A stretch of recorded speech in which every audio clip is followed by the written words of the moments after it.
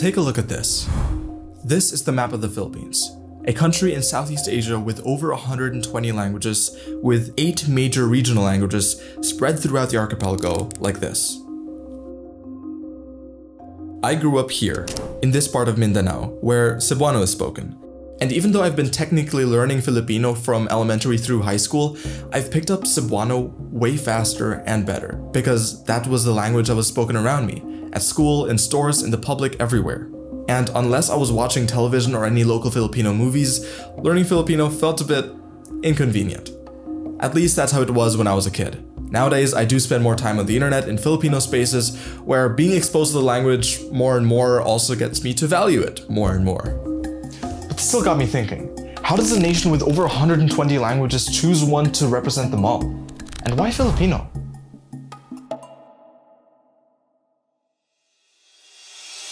Maray na aldaw sa Indoga, boss. I am Kai from the Bicol region and I speak Bicolano. Upay nga adlaw, ako si Versil, tikan ko Leyte. Ako karon ay nagayakanhin waray.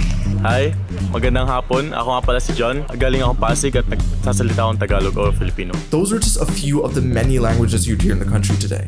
Yet there are only 2 official languages, English and Filipino. The former is basically just a remnant of colonization that is still valued due to its international importance. I'll get more into that a little bit later, but for now, I'd mainly like to take a closer look at this one. Because this language was never really foreign to the archipelago, yet its existence is still somewhat recent in Philippine history. Kinda. Let me explain.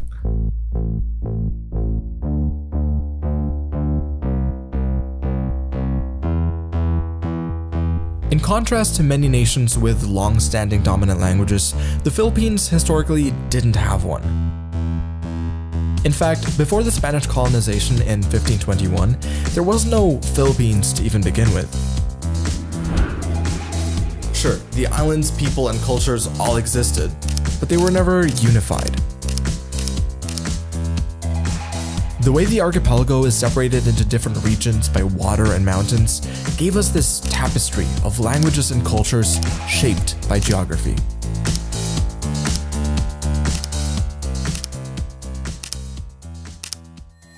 In 1521, the Spanish found the islands and brought some change, with a push for unity under a single banner and identity.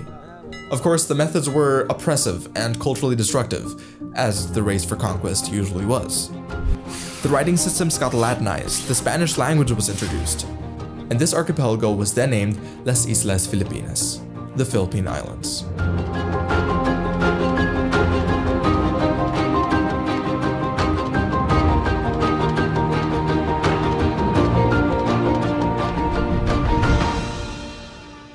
But as the Spanish era came to a close, a new colonial power was about to reshape the linguistic landscape of the Philippines. Cue the United States.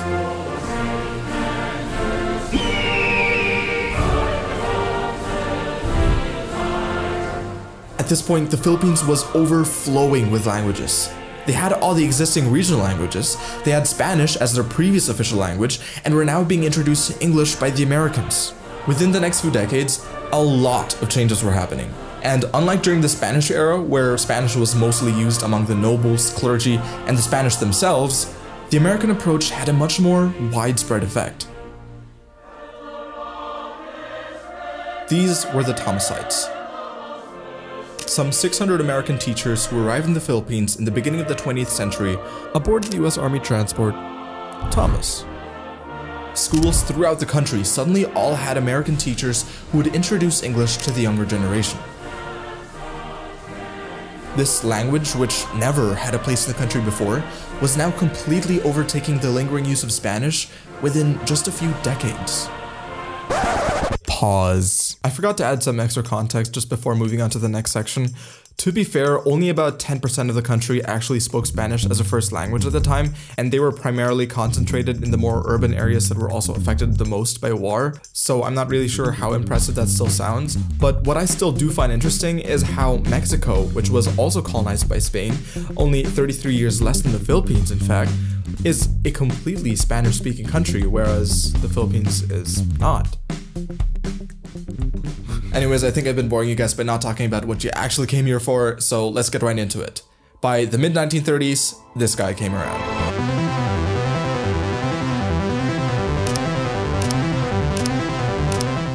President Manuel Quezon was in charge of the Commonwealth of the Philippines, which was basically this transition period for the country before it would eventually become fully independent.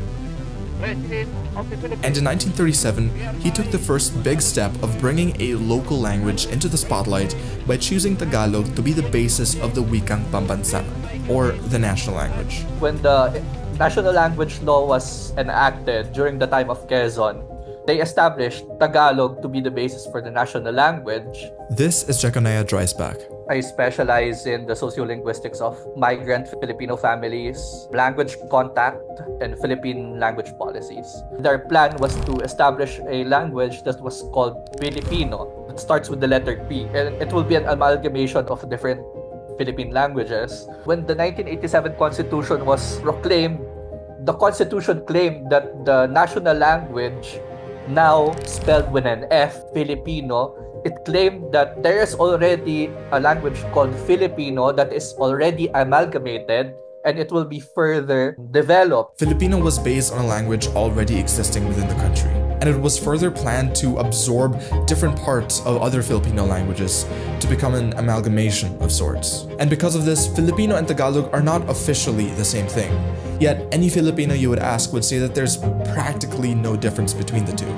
So much so that many would even use the two names interchangeably, even if it's officially incorrect to do so. I mean, yes, there are minor differences in vocabulary, such as car being sasakyan in Tagalog but kotse in Filipino, or shirt being baro in Tagalog but damit in Filipino. But these differences are minuscule in comparison to what is identical between the two. Choosing Tagalog wasn't just a practical decision, it was political. Tagalog was familiar to the capital, steeped in revolutionary history, and had one of the most extensive literary traditions in the country.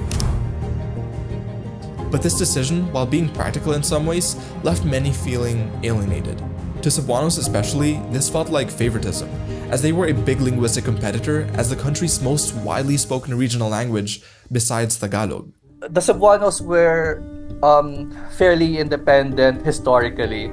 Cebuanos have always been proud about being the first seat of Spanish colonial power in the Philippines, the first seat of Catholicism in the Philippines. Cebuanos already had an established grammar then. During that time, Cebuanos already established as a literary language. The Cebuanos, led by the brothers Vicente Soto and Filimon Soto, they were the senators from Cebu then. They very much expressed that the Bisaya should be the basis for the national language, primarily because it had the most number of speakers. So why not make it as the national language? This opposition went to go on even decades after Filipino was established, to a point where the government in Cebu itself banned the use of Tagalog as a medium of instruction in schools. Despite all this, the popular advantage Cebuano once had ended up diminishing as more and more people started learning Tagalog throughout the century. Do I feel bothered about Filipino being a national language? No, not really. As I said, I think that's positive effect towards our country. I still think it has become effective because it has been so much ingrained into our educational system that it's pretty much all right now. Like, people don't really care that much. We learn it at school and we end up using it when we move to different parts of the country, which is very effective. Growing up in Bicol or Southern Luzon, I had no problem with it being the national language since a lot of us could speak Filipino if we weren't speaking in Bicolano. A lot of my relatives in my mother's side live in Cebu and some are living in Iligan and Cagayan de Oro. They all speak Bisaya. And when I started learning the language and being surrounded by people who speak Bisaya, I also later on learned that they don't normally converse in Tagalog. They would rather talk to me in English when translating words or conversing. Being like a native Tagalog speaker, I think it's normal. For me at least, it's nice, it's an advantage to have because where I'm from, the capital at least, I could easily communicate with other people from the capital. But at the same time, it's a bit different, especially like in other parts of the Philippines where Bisaya is the main language and not necessarily like Tagalog. I mean, for me, it's very comfortable that I speak Tagalog. In terms of me like learning another language or like other languages, I'm very neutral about it. But I also understand culturally wanting to learn other cultures and other languages as part of the Philippines, like big culture. I'm neutral about it, but at the same time, it's not something I would be envious about, but it would be something I would be interested in. So this is what the Philippines did. But I'm also a bit curious about what other multilingual countries did to resolve this type of issue. There's 4 official languages. There's like the 4 main ones, and then like Italian, Latin language, which is spoken in some of the cantons. In some cantons, it's like both languages are represented. For example, in Bern, it's both French and German. Other cities, for example, like in Zurich, I think it's just mostly in German. And in like the Italian canton, it's like Italian speaking. I mean, in school, everyone is supposed to learn at least French, at least like where I came from. For me personally, I don't think it's too big of a problem. It's also because like where I live is only in German. Well, we do have our main languages, which is Hindi and English. Most people do speak it, but there's a huge distinction between the North and South. In South, they don't speak Hindi, which is the most important, like, the used language in India.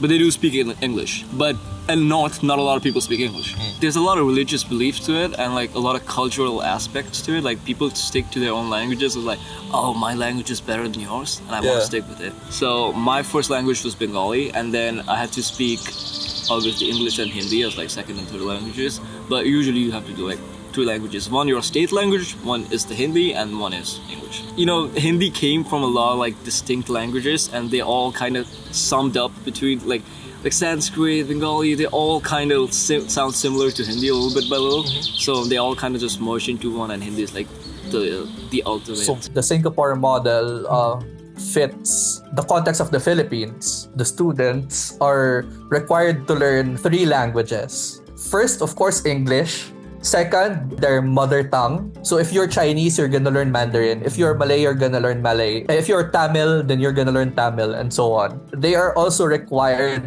to learn a different language. So if you're Chinese, you have the choice to learn Malay or Tamil. That's a dream, probably, that I have. I still feel more comfortable with Cebuano than with Filipino.